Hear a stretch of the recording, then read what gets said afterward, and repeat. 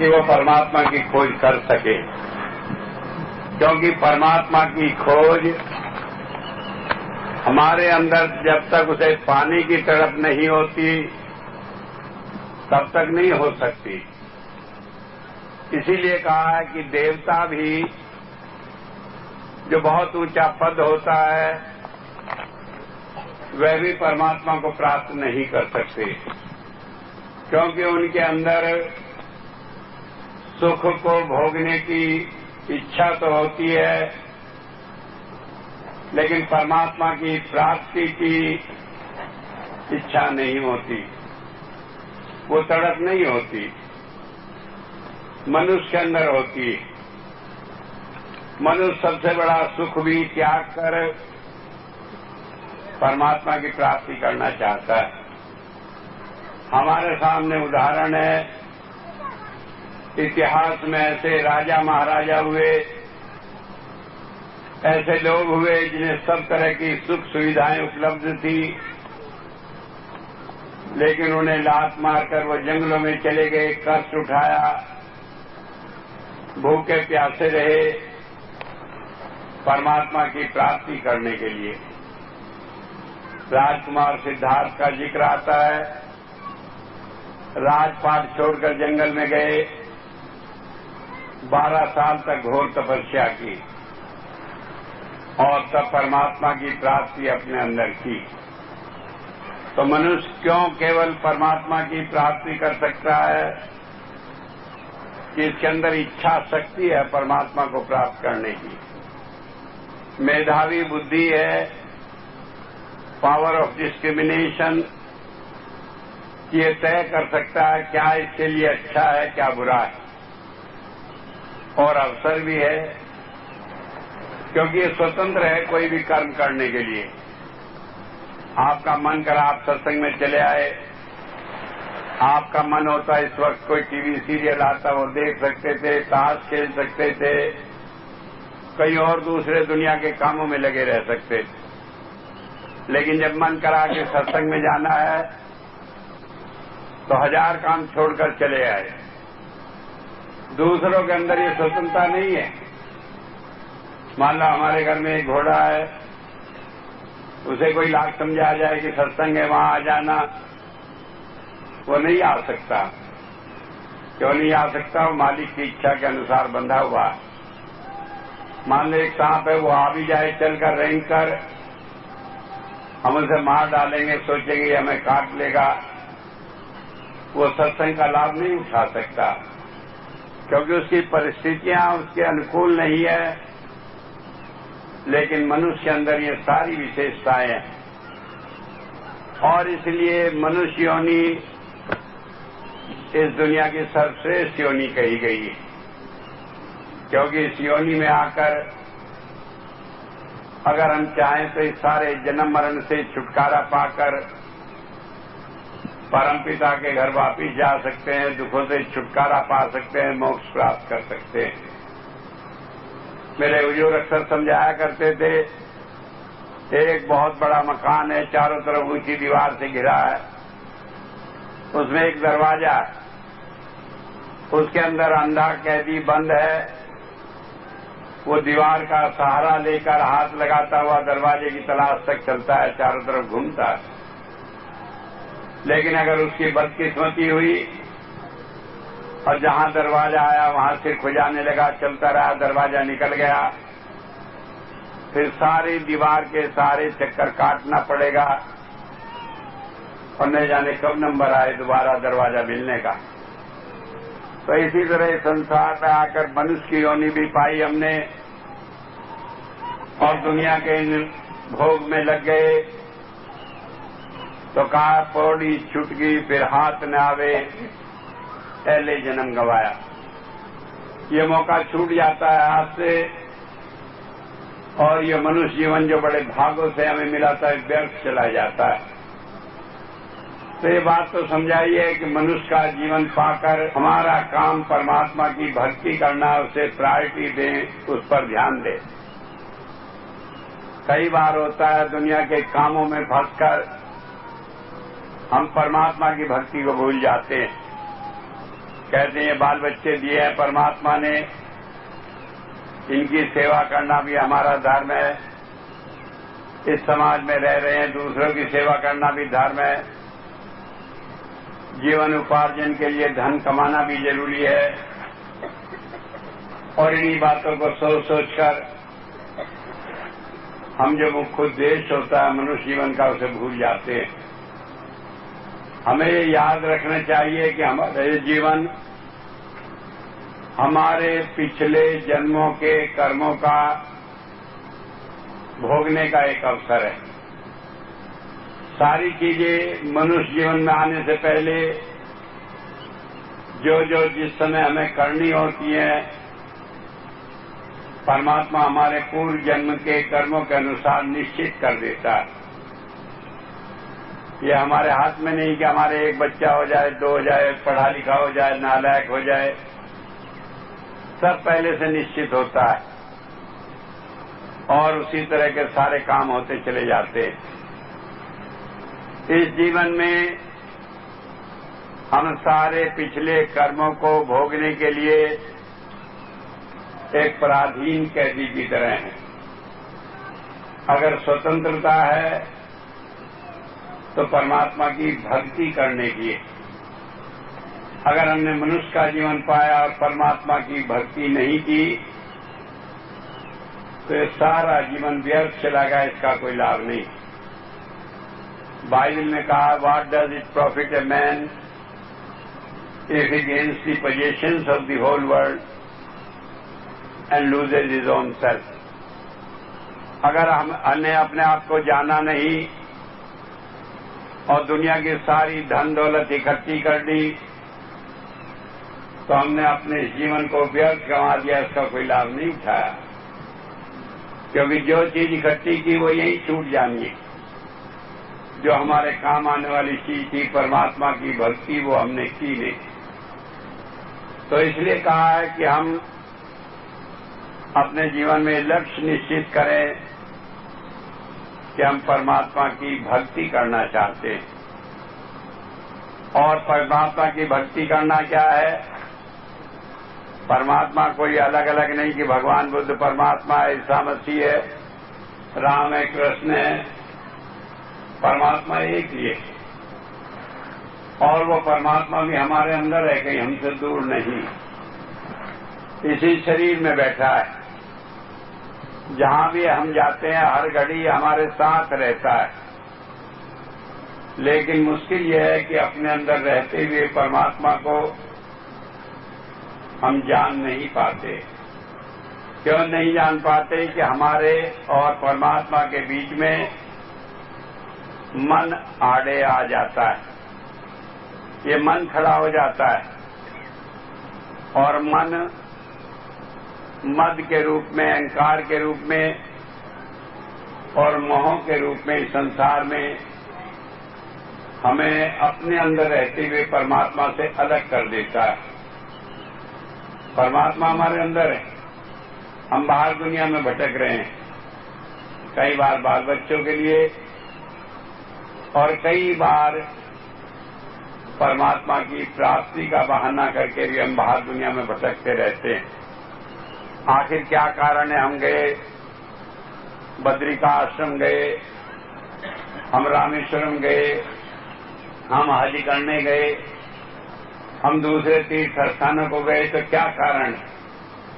यही कि शायद वहां जाकर परमात्मा हमें मिल जाए।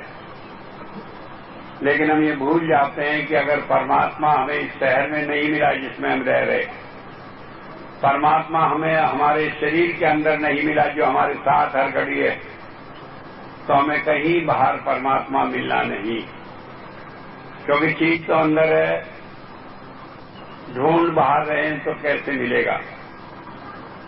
लेकिन सवाल यह है कि छोटी सी बात कि परमात्मा हमारे अंदर है और हम उसे अंदर न ढूंढकर बाहर धक्कर खाते रहते हैं। इसका क्या कारण है? इसका कारण एक छोटी सी भूल है कि हमने कोशिश की, परमात्मा अंदर मिला नहीं, शायद बाहर मिल जाए। मनुष्य का ये अहंकार है कि शायद वो अपनी बुद्धि से कुछ नई बात करके दिखा दे। लेकिन वो उसमें फेल हो जाता है, उसमें असफल हो जाता है, क्योंकि लाख कोशिश करने परमात्मा बाहर कहीं मिला नहीं, किसी को नहीं मिला, न किसी को मिलेगा। जिसे मिला इस शरीर के अंदर मिला। वैसे तो परमात्मा के लिए दो बातें हमेशा कही जाती हैं। कोई लोग कहते हैं कि परमात्मा किसी को मिला नहीं, बेकार परेशान हो रहे हो, मिलेगा नहीं। नेति नेति अनअप्रोचेबल है, अनवेरीफाइएबल है, उसे कोई देख नहीं सका तो हम कैसे देख लेंगे। इस तरह की बातें लोगों ने कह दी। और दूसरे लोग हैं जिन्होंने कहा हमने परमात्मा को देखा। कबीर साहब हैं, जैसे उन्होंने कहा अल्लाह अलख ने जाई लखिया, गुड़ गुड़ दीना मीठा, तो कबीर मेरी शंका नाठी, सर्व निरंजन दीठा। कि परमात्मा अलग है, कोई से आंख से देख नहीं सकता, लेकिन गुरु ने बहुत आसान तरीका बता दिया। और जब उसने वो तरीका बताया तो हमने परमात्मा को अपने अंदर ही देख लिया और हमारी सारी शंकाएं मिट गई।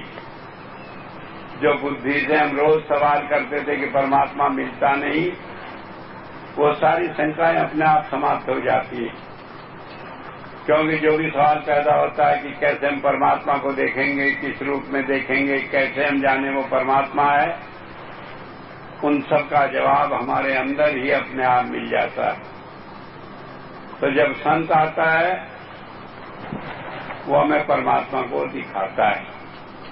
संत क्या है? वो हमारे जैसा एक इंसान है, हमारे बीच में ही जैसे और लोग रहे, पैदा हुए, बड़े हुए, इसी तरह वो भी हुआ है। बाइबल में, इस कुरान में शरीफ में कहा है कि मैंने तुम्हारे अपने बीच में से ही तुम्हारे रहनुमा को भेजा है। खुदा ने हमारी अपनी बिरादरी में से, हम लोगों के बीच में से ही हमारा मार्गदर्शक और संत तैयार किया है। संत कोई अलग से नहीं आता, संत कोई एक जात विशेष से नहीं आता कि वो पंडित ही आएगा, सैयद ही आएगा या वो फलाई जात का होगा। दुनिया में कोई जाति ऐसी नहीं, दुनिया में कोई देश ऐसा नहीं जहां संत न हुआ। हमने देखा जिसे हम कहते हैं छूत चमार जाति, उसमें भी संत हुए हैं, रविदास जी महाराज। हमने देखा भंगी जिन्हें कहते हैं कि वो गंदगी साफ करते हैं, वो छूना नहीं चाहिए, उनमें भी वाल्मीकि संत हुए। हमने देखा छीपा जो कपड़े छापने का काम करते हैं, उसमें नामदेव जी महाराज हुए। कौन जात गिनाएं, किन की बात करें, पढ़े लिखों में, बेपढ़े लिखों में, कालों में, गोरों में, गरीब में, अमीर में, राजघरानों में, और ऐसी जगह जहां पर एक वक्त खाने की रोटी नहीं जुटती, उन सारे परिवार में भी संत हुए। क्योंकि संत का दुनिया की चीजों से कोई ताल्लुक नहीं, वो तो परमात्मा के नियम को, उसके धर्म को, उसके रास्ते को हमें दिखाने के लिए आता है। और वो जिस परिस्थिति में आता है उसमें आकर हमारे सामने एक उदाहरण रखता है कि हर आदमी, चाहे किसी जाति से हो, पढ़ा हो, बेपढ़ा लिखा हो, गरीब हो, अमीर हो, हर एक कोई उस परमात्मा को प्राप्त कर सकता है। हमारे सामने उदाहरण है राजा जनक का। राजा हुए, उन्होंने भी परमात्मा को पाया, वो भी संत हुए। और हमारे सामने उदाहरण है, बाइबल में कहा है कि एक सुई के नाके से ऊंट निकल जाए, ये तो संभव है, लेकिन रईस आदमी परमात्मा को प्राप्त कर ले, ये संभव नहीं। ईसा मसीह ने ये बात कही। पहली बात है, सुई के नोके से, नाके से कोई ऊंट नहीं निकल सकता। ऊंट की पूंछ का बाल भी निकलना मुश्किल है। लेकिन कहा कि फिर भी पैसे वाला आदमी परमात्मा को पा नहीं सकता, लेकिन ईसा मसीह का अपना एक शिष्य था जिसने, जो रईस था, गवर्नर था उस समय में, वो उनकी भक्ति करा और उसने उस चीज को प्राप्त किया। तो रईस होना ये नहीं कि हमारे पास में पैसा है, रईस होना यह है कि हम पैसे के मोह में फंसे पड़े। राजा जनक है, उनके यहां इतना धन था, लेकिन उन्होंने विधेय कहा है कि उन्हें शरीर का भी आभास नहीं रहता था, वो इसमें फंसे नहीं थे। और कई आदमी गरीब होते हैं, खाने को रोटी नहीं होती, लेकिन सोते जागते पैसे पैसे की हाय हाय करते रहते हैं। तो सवाल इस बात का नहीं पैसा आपके पास है कि नहीं, सवाल इस बात का है कि आपका मन उसमें फंसा है या उससे बचा हुआ। तो सारे झगड़े मन के कारण है, और इस मन को मारना असंभव है। मेरे हुजूर संत कृपाल सिंह जी महाराज कहते थे कि जो कहता है कि मैंने मन को मार लिया, उसने एक बहुत बड़ा कुफ्र कर दिया, उसने एक बहुत बड़ी गलती कर दी। क्योंकि ये कहकर मैंने मन मार लिया, मन और शेर हो जाता है। ये कहता अच्छा बेवकूफ है, वो समझ रहा है मैं मर गया हूं, लेकिन अब मैं ज्यादा ताकत से इसके ऊपर हमला कर सकता हूं। ये मन मरता नहीं, इसका एक ही तरीका है। हुजूर कहा करते थे कि ये मन जब इतना जबर है, इतना ताकतवर है और इतना निकम्मा है, सारा काम ही बिगड़ता है, अच्छा काम ये करता ही नहीं, तो इसे ठाकर गुरु को दे दो। कहने लगे तुम संभालो इसे, हमसे तो संभलता नहीं। यही बात गुरबाणी में कही है, कहा जिसका ग्रह तिन दिया ताला, कुंजी गुरहत सपाई, कोट उपाय करोने बूझे, बिन सतगुरु शरणाई। ये शरीर परमात्मा का घर है, वो इसके अंदर बैठा है। बाहर दरवाजे पर ताला लगा दिया। कहाँ है दरवाजा? इसमें 9 द्वार हैं शरीर के अंदर, जिनसे हमारा ख्याल बाहर जाता है, और 9 द्वारों के ऊपर 10वां द्वार है जो अंदर घर में जाता है, तो वहां पर ताला लगा दिया। उधर हमारा ख्याल जाता ही नहीं 10वें द्वार में, और ताला लगाकर कुंजी, उसकी चाली गुरु के हाथ में सौंप दी। सारे धर्म ग्रंथों में बात आई है। ईसा मसीह ने कहा पीटर हेल्दी की कि मैंने पीटर एक प्रतीक है आज्ञाकारी शिष्य का, कि मैंने उसे ताली सौंप दिया इस घर की। और यही बात गुरबाणी में कही कि संत परमात्मा ने इस घर की चाबी गुरु को सौंप दी। अब कैसे मिले वो चाबी? जब गुरु खुश हो जाए। और गुरु खुश होने का एक ही तरीका, वो हमसे कुछ लेता नहीं, लेकिन वो कुछ हमारे पास छोड़ता भी नहीं। जब तक हमारे पास जरा सा भी एहसास बना रहता है ये चीज हमारा है, तब तक माफ करना गुरु हमारा नहीं हो सकता। मुझे याद है घटना, राजा जनक अष्टावक्र के पास गए, कहा मुझे ज्ञान दे दो।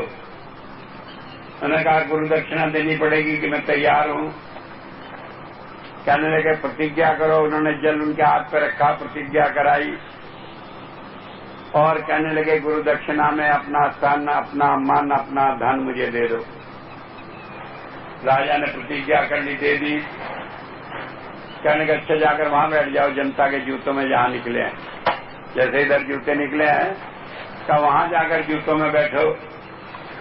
अब राजा था, उसे हुक्म हुआ जूतों में बैठो, जाकर बैठ गया। अपने मन को किसी तरह तसल्ली करी, लेकिन कहने लगे कि राजा तुम कहां बैठे हो? ये अहंकार तोड़ना था कि उसे ख्याल हो कि जूतों में बैठा हूं। कहने लगे मैं जनता के जूतों में बैठा हूं। आपने हुक्म दिया था। कहने लगे तुम्हारा मन कहां जा रहा है? कहने लगे कभी रानियों में जा रहा है, कभी फौज में जा रहा है, कभी हाथियों में, दूसरी चीजों में जा रहा है। कहने लगे तुम्हें मालूम है तुमने ये धन मुझे दे दिया था, कहने लगे हाँ महाराज दिया तो था कि खबरदार अपने मन को मेरे धन में ले गए, तुम चोर हो अगर इसे यहां लाते हो, ये तुम्हारा नहीं है मेरा, और मेरी चीज में तुम बिना सोचे क्यों आ रहे हो। राजा ने कोशिश की, मन को रोका, तो कहने लगे मन का क्या हाल है अब। कहने लगे कभी उड़कर इधर जाता है, कभी उधर जाता है, कभी उधर जाता है, लेकिन सब जगह सोचता है ये मेरी नहीं, तो उड़कर दोबारा यही लौट आता है। जैसे पानी के जहाज पर बैठा हुआ पक्षी मस्तूल से उड़कर इधर उधर जाता है, कहीं जगह नहीं होती, दोबारा वहीं लौट कर आ जाता है। कहने लगे ऐसी मेरी हालत। कहने लगे तुम्हें खबर है तुमने ये मन दिया था मुझे। कहने लगे हाँ दिया। कहने लगे तुम्हें क्या हक है इस मन को इधर उधर उड़ाने का, ये तो तुम्हारा है नहीं। कहने लगे अच्छा मैं ख्याल रखूंगा। मन भी रोकने की कोशिश की, ऋषि ने तवज्जो दे दी, आत्मा ऊपर चढ़ गई, अंतर में अनुभव हुआ, खुश हो गए कि हाँ मन तसल्ली हो गई। जब ध्यान छूटा पूछा तसल्ली हुई कि हाँ तसल्ली हुई।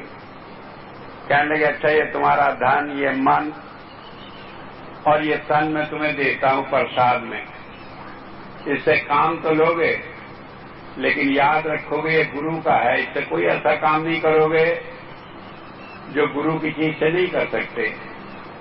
अगर गुरु का धन है तो उससे आप ऐसे नहीं लुटा सकते कि शराब में लुटा दें, दूसरे काम में लुटा दें।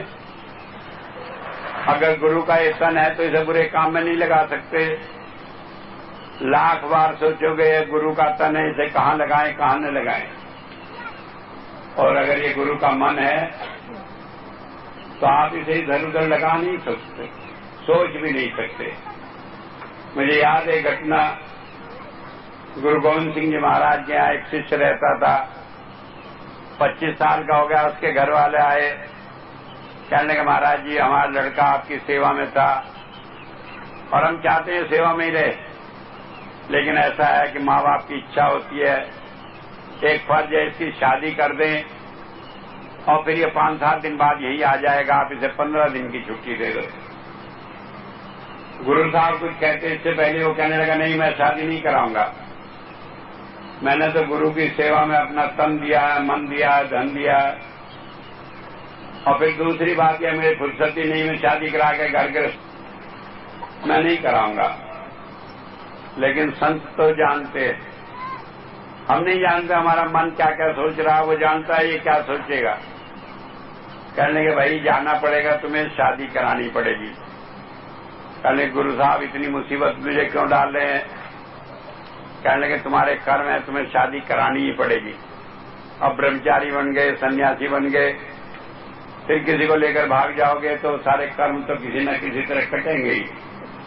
तो अच्छा हो जो तरीका उसी तरह काट लो कि जाओ शादी करो, वो भी भोग लो।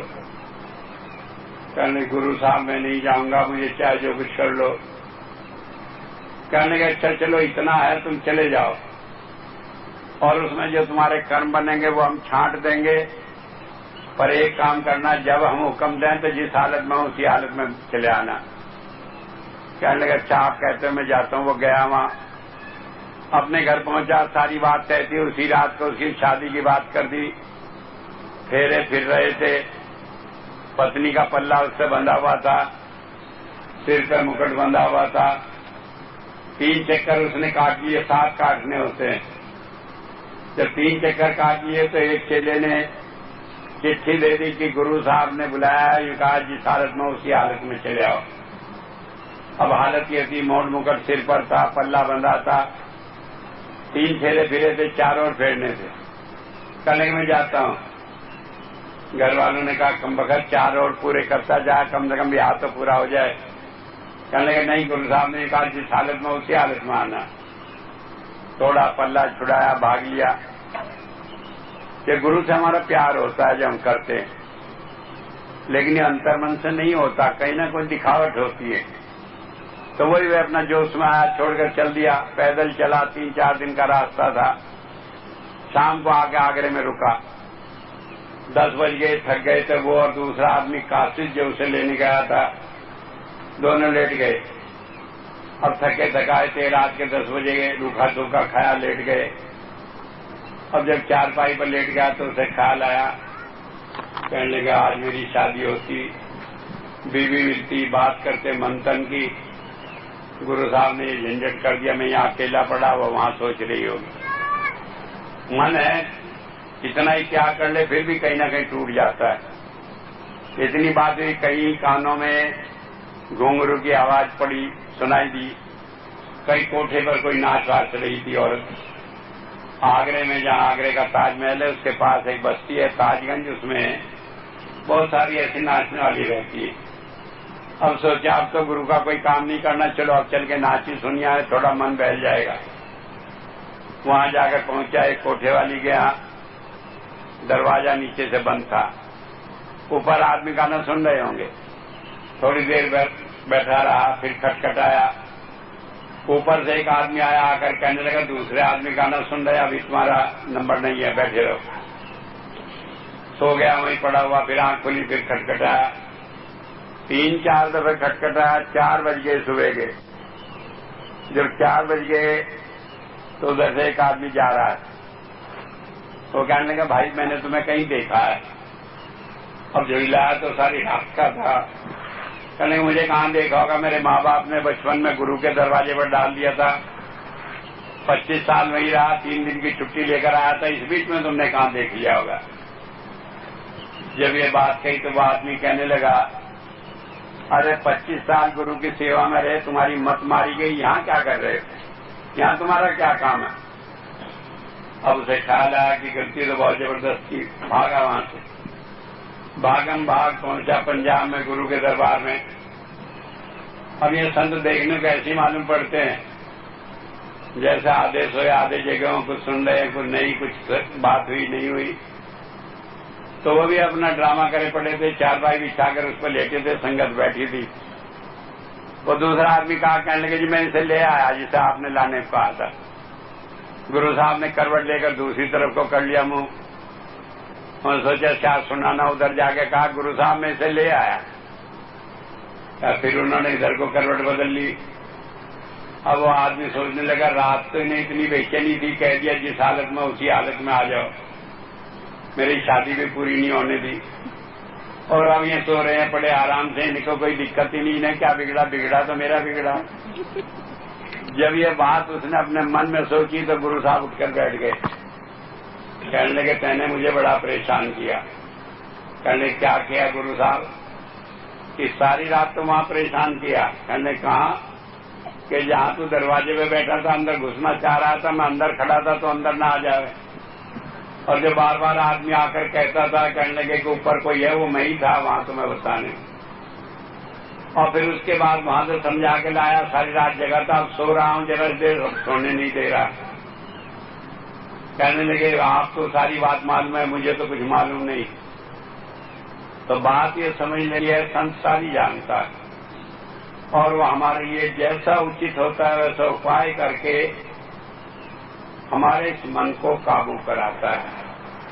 कई बार जब हमारा मन ज्यादा जोर मारता है, वो कह देता है अच्छा भाई ऐसे ही कर लो जैसे तुम ठीक कर रहे हो। बात पर जो चक्कर लगती है, समझते हैं तुम गलती तो आता है कहने की गुरु साहब आपकी बात ही ठीक थी, मैंने मानी नहीं।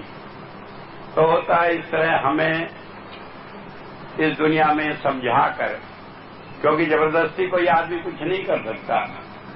ये मन इतना प्रबल है, आप जबरदस्ती कुछ ही करने से सुखाकर हड्डियों का ढेर कर दें, तब भी शरीर में से, इन हड्डियों में से अहंकार की बू आती रहेगी। ये मन मरता है तो गुरु की शरण में जाने से मरता है। तो इसलिए होता है कि इस युग में, और जब से ये दुनिया बनी तब से एक ही तरीका है, अगर हमें पूर्ण पुरुष की संगत मिल जाए, हम उसके चरणों में बैठ जाएं, तो हम चाहे कितने ही जंजाल में क्यों न हो। कहा कबीर साहब ने, गुरु बसे बनारसी सिख सात समुंदर थी, कि गुरु यहां बैठा है और सिख जो है चाहे अमेरिका में बैठा हो, बिना तार के, बिना किसी चीज के, उसका कनेक्शन हमेशा सिख से जुड़ा है, कोई बात उसकी छिपी नहीं। और इतना नहीं छिपी हो, बल्कि जब जरूरत होता है तो पूरा संदेश वहां देता है। अब टेलीफोन आ गए, मोबाइल टेलीफोन लगाए फिरते हैं कान से कहीं भी। हो सकता है थोड़े दिनों में उन्हें पिक्चर भी आ जाए, हो सकता है थोड़े दिनों में ये भी हो जाए जेब में आप टेलीफोन रखे हैं, आपके दिल में कोई बात आई तो टेलीफोन अपने आप ही वहां कनेक्ट होकर समाचार दे दे। लेकिन परमात्मा ने ये सारी बातें तो पहले से ही कर रखी है। गुरु के लिए हम टेलीफोन नहीं मिलाते, कोई कनेक्शन नहीं जोड़ते, उसकी तस्वीर अपने आप आंखों के सामने आ जाती है। और जब हम कहना नहीं मानते तो कान पकड़कर जरूरत होती तो थप्पड़ लगाकर भी अपने साथ कर लेती है। अगला स्टेप खबर नहीं, टेलीफोन में ऐसा होगा कि नहीं आप कहना न माने वो आपको थप्पड़ भी लगा। और हुजूर कहते थे कि दुनिया छोड़ जाए गुरु छोड़ता नहीं। क्यों नहीं छोड़ता कि उसका अपना भी सवाल है। उसने परमात्मा से ये कॉल किया है कि जिस काम के लिए उसे भेजा गया है वो उस काम को पूरा करेगा। तो इसलिए हमारा काम यही है कि हम उसके हाथ में कहना मानकर दुख सुख में उसके कहने में रहने वाले बन जाए तो सारा मामला ठीक हो जाता है। और होना तो ठीक वैसे भी है, नहीं मानते रो पीट कर चिल्लाकर परेशान होकर उसे दुखी करके अपने आप दुखी होकर करना तो वही पड़ता है जो वो चाहता है। लेकिन उसी में हमारी भलाई है क्योंकि उससे बेड़ा पार हो जाता है और इस काल के चक्र से छूटकर हम सही रास्ते पर लग जाते हैं। तो सही तरीका क्या है कि हम एक बार मन में सोच लें कि जो गुरु कहेगा वही करेंगे। जब कोई काम करना हो पहले सोच लें आंख बंद करके कि जो आप चाहोगे वही करेंगे। फिर उसका काम है वो अपने आप सही रास्ता बताए और मान लो गलत बता भी देता है तो आप तो ये कह सकते हैं हमने तो आपके दरवाजे पर दस्तक दे दी थी, इससे ज्यादा हमारा काम नहीं था। अब आपने सही किया नहीं किया ये आपका काम है। और मैं आपको बताता हूं अगर आप इस तरह करेंगे तो आपका कोई काम बिगड़ेगा नहीं, सारे काम ठीक रहेंगे और आपके जीवन में सुख और शांति आएगी। इतनी बात कहकर ही मैं अपनी बात को समाप्त करता हूं।